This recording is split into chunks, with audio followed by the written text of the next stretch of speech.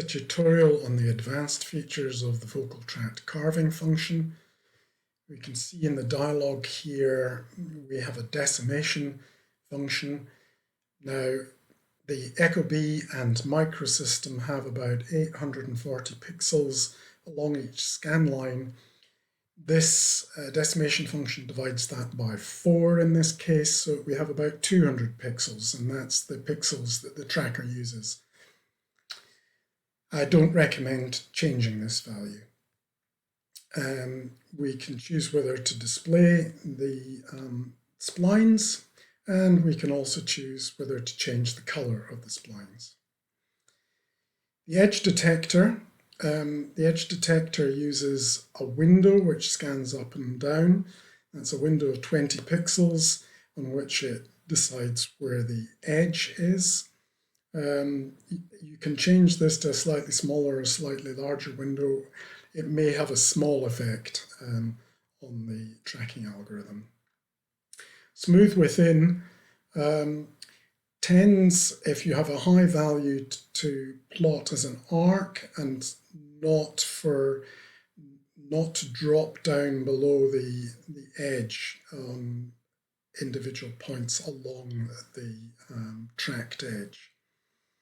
Whereas if you choose a low value, it will possibly get distracted by some of the bright spots below the tongue edge.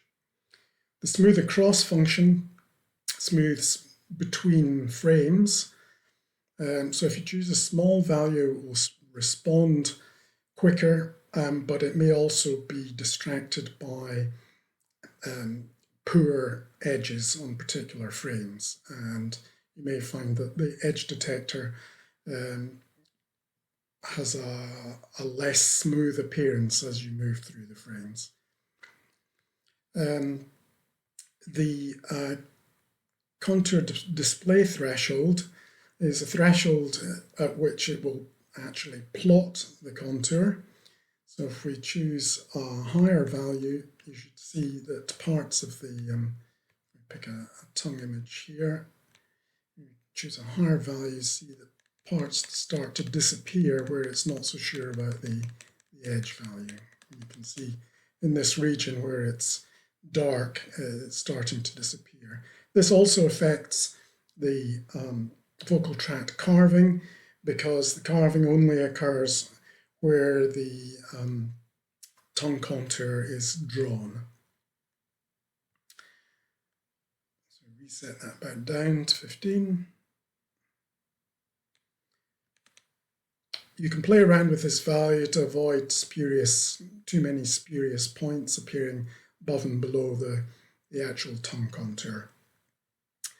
The min tongue values specify a level in pixels on the left and on the right, below which the tracker is not allowed to go. So if I change this value on the right to say 200, it is now unable to find this edge because it's not allowed to look for an edge below 200 pixels, which is way up here.